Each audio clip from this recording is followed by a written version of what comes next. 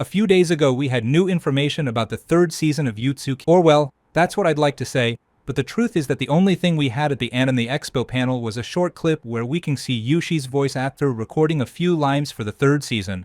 Apart from that, the only thing that was mentioned is that the third season is in production, that it will be of a very good level. But, although we didn't have a trailer and many may think that this is irrelevant information, the truth is that it is very important because we now know 100% that the third season of Jujutsu is in production. And these are no longer just empty words, but we can see that the animation team at Studio Mappa is working on the project. The voice actors are recording. That's why in today's video we're going to talk about the production of the third season. How is it going? What can we expect? And what is being talked about? To understand why the third season of Jujutsu Kaisen is generating so much expectation, we have to look at how Mappa worked before reaching the collapse of the second season, because that second season changed everything and gave a better future to the next season that we will see. For years, Mappa became a giant in the industry, taking on projects that others could not or did not want to take on with the level of quality that put them at the top. But that rise came at a cost. Mappa was born in 2011 and in a decade went from not so well-known anime to taking charge of the heaviest franchises in the industry. The problem is that this pace was only sustained by a production model where deadlines were very short, the workload immense, and the stability of the team always hanging by a thread. From the outside, people saw Mappa as a studio that delivered everything, that animated spectacular series and delivered quality episodes week after week. But inside, it was an environment of hellish days, cheerleaders sleeping in the studio, and projects that were carried out more by the will and sacrifice of their workers than by proper planning.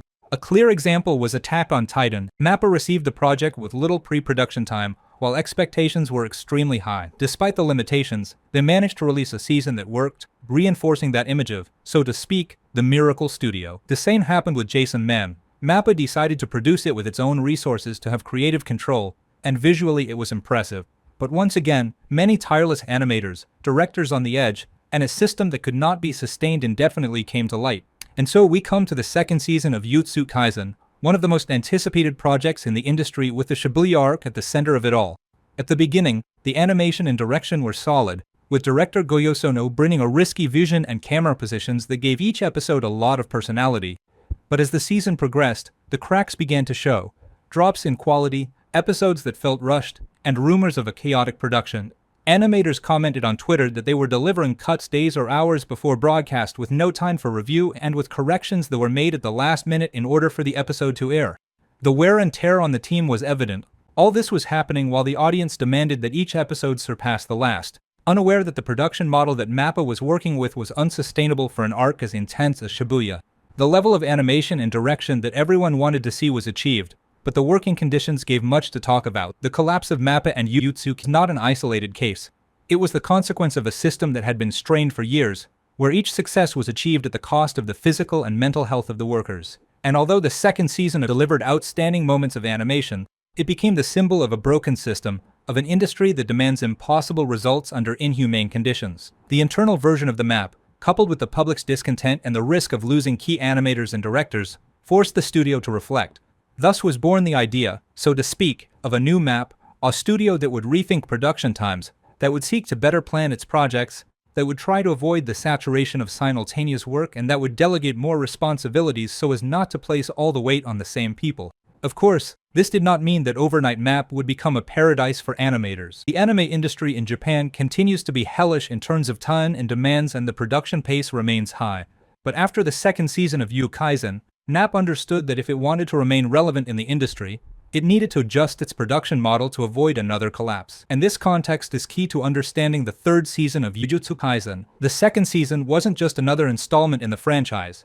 It was the breaking point of the system, and it was precisely that breaking point that drove Mappa to try to change the way they worked. After all, if they didn't learn from their mistakes, the reputation they had built over the years would collapse, along with their ability to retain the talent that made their most successful anime possible.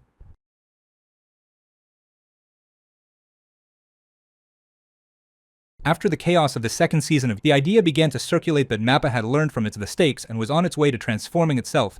But the reality is more complex than it seems. After the second season, Mappa faced a real risk of collapse. Media pressure and criticism made it clear that they couldn't maintain that production pace without losing key talent. Animators and directors were exhausted, rumors of internal resignations, and a work environment that, while delivering spectacular products, was destroying those who made them. Mappa understood that it needed a change if it wanted to remain competitive in the industry and at the same time keep its teams in minimally sustainable conditions. This change was noticeable in small ways. Instead of filling each year with premieres, Mappa reduced its volume of large-scale releases. One example was the Chainsaw movie. After the success of the first season, many expected Mappa to release the movie immediately, repeating the cycle of constant demands, but the project, so to speak, was delayed, allowing the Chainsaw team to work with more pre-production time, something that had previously been unthinkable for Mappa. The same happened with other productions. Lazarus was in planning and production for almost 4 years before its release, and Rama was said to have been in production since late 2023 with internal planning dating back to 2017. This way of working with extended production times and longer pre-productions allowed the teams to build a work plan without relying on extreme hours every week. Another important change was the delegation of responsibilities. Previously, Mappa centralized control of its productions in a few key figures, which created bottlenecks and put pressure on the same people on each project. After the second season in its Kaisen, secondary animation producers began to be used more actively, allowing certain projects to advance more independently and avoiding absolute saturation of the main work lines. But again, the new map is not a paradise where everything is done calmly and without pressure. The industry is still demanding, and Mappa maintains a fairly high level of ambition. Pre-production times were extended on some key projects, but the work pace at times remained intense, especially on important episodes or complex scenes that required the hand of the most talented animators. This change is actually more of an attempt at strategic adaptation.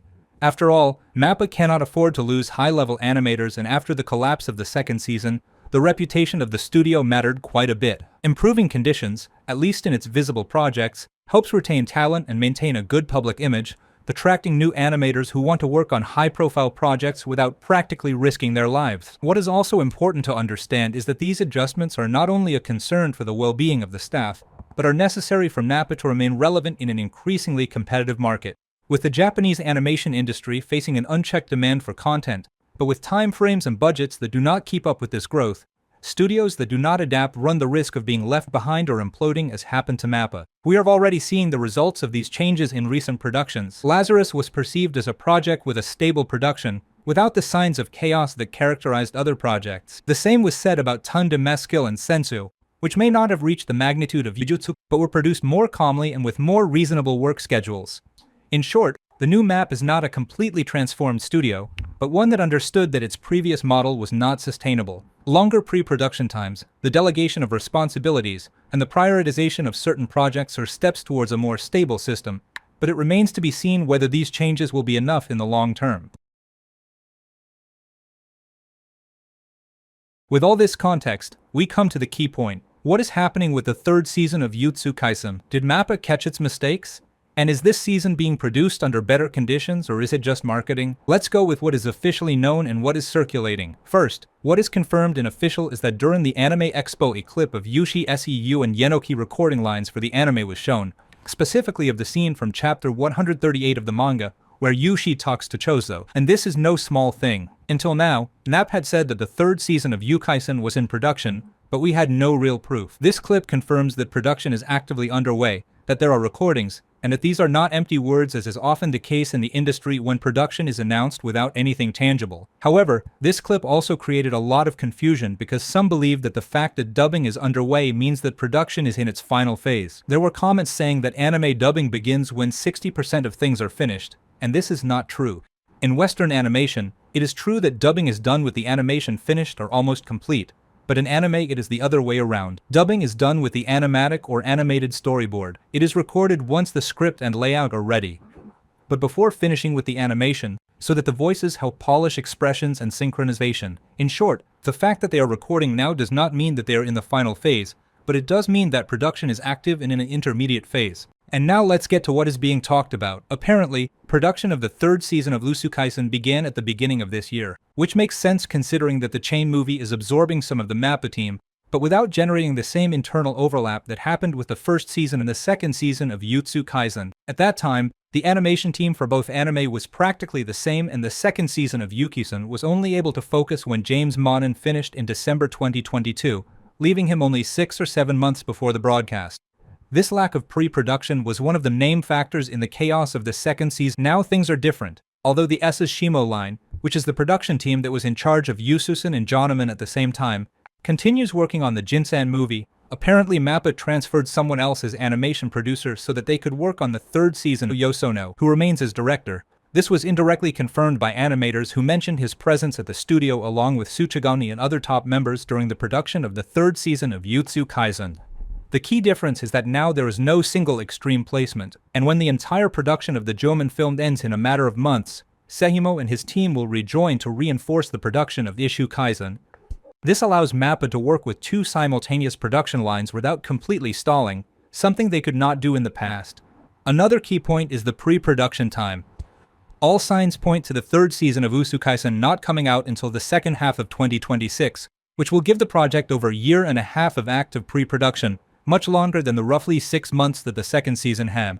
And this changed everything. It gives room to work on storyboards, layouts, and animation planning without having to improvise week after week. It allows for coordination with freelance animators ahead of time and at a leisurely pace to correct cuts calmly. It is also said that some episodes will have extended production cycles.